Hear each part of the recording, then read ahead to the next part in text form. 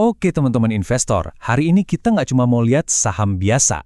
Anggap aja saya ini mentor kalian, dan kita akan bareng-bareng memecahkan satu teka-teki finansial yang super menarik, yaitu kasusnya PT Paninvest, atau yang kodenya PNIN.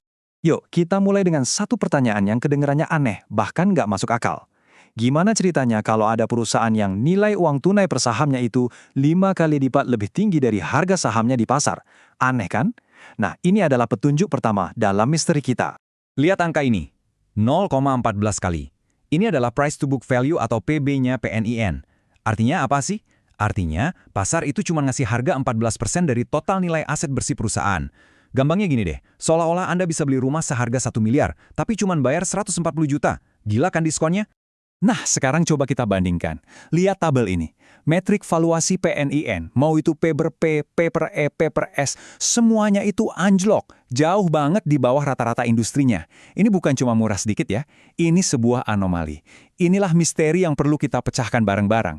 Kok bisa perusahaan raksasa yang profitable ini dihargai semurah ini? Oke, investigasi dimulai. Oke, untuk cari jawabannya kita harus jadi detektif. Kita perlu telusuri semua petunjuk yang ada, dan kita mulai dari yang paling dasar dulu. Gimana sih struktur grup Panin ini sebenarnya dibangun? Jadi petunjuk pertamanya ada di struktur bisnisnya yang kayak piramida rumit. Struktur ini memungkinkan satu keluarga pengendali yang ada di puncak untuk mengelola kerajaan bisnis yang super luas di bawahnya, padahal modal yang mereka taruh secara langsung itu relatif lebih sedikit. Coba kita ikuti alur kontrolnya. Mulai dari entitas pengendali di paling atas, kekuasaannya itu turun ke bawah ke PNIN, terus lanjut ke PNLF, sampai akhirnya ke mesin uangnya di PNBN atau Bank Panin. Jadi posisi PNIN ini deket banget sama puncak piramida. Struktur yang berlapis-lapis kayak gini, ini nih penyebab utama dari fenomena yang wajib Anda tahu sebagai investor, namanya holding company discount. Logikanya sederhana, makin banyak lapisannya antara Anda dengan aset yang benar-benar menghasilkan duit, ya makin gede juga diskon harganya. Nah, sekarang kita sampai di bagian paling krusial dari teka-teki ini. Pertanyaannya, kenapa nilai jumbo dari anak-anak usahanya itu kayaknya nggak pernah sampai ke kantong Anda sebagai investor publik di PNIN? Untuk tahu jawabannya, kita harus follow the money. Perhatikan deh angka-angka ini. Ini yang saya sebut sebagai pipa dividen yang bocor parah. PNBN itu bisa menghasilkan dividen lebih dari 1 triliun rupiah.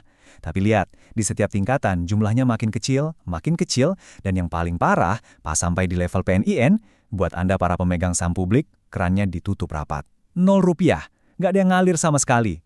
Dan jangan kira ini nggak disengaja ya, ini tuh sebuah strategi. Buktinya apa? Gampang, bandingin aja PNIN sama saudaranya, yaitu PANS. PNS itu justru kebalikannya, terkenal royal banget bagi-bagi dividen. Jadi, pohonnya sama, tapi buah yang bisa kita petik sebagai investor beda jauh. Inilah definisi paling pas dari sebuah jebakan nilai atau value trap. Nilainya ada?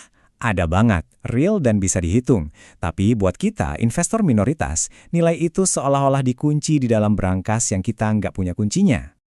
Selama bertahun-tahun, jebakan ini kayaknya bakal permanen.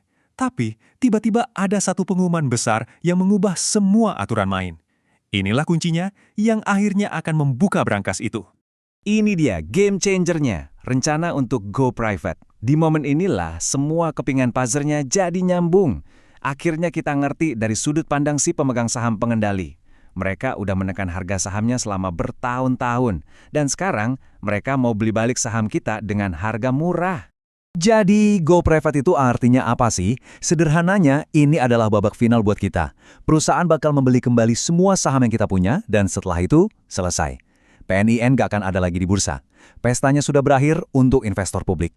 Oke, misterinya sudah terpecahkan. Sekarang kita masuk ke bagian yang paling penting, yaitu arahan dari saya sebagai mentor. Terus, apa artinya semua ini buat Anda sebagai seorang investor? Apa yang harus Anda lakukan? Grafik ini merangkum seluruh cerita kita dalam satu gambar. Coba lihat jurang yang menganga antara harga saham di pasar dengan nilai kas dan nilai buku per saham yang sebenarnya ada di dalam perusahaan. Nah, jurang inilah potensi keuntungan Anda. Rencana go private ini adalah pemicunya, katalisnya. Ini adalah kunci yang bakal membuka paksa peti harta karun itu. Lewat aksi korporasi ini, mau nggak mau, nilai yang selama ini disembunyikan harus dikeluarkan dan dibagikan kepada pemegang saham minoritas, ya seperti Angga. Jadi intinya begini, ceritanya ini belum selesai. Nilai itu bakal terbuka, itu udah hampir pasti. Tapi pertanyaan paling krusial sekarang adalah di harga berapa?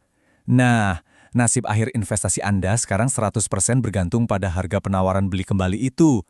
Disinilah letak risiko sekaligus peluang terakhirnya.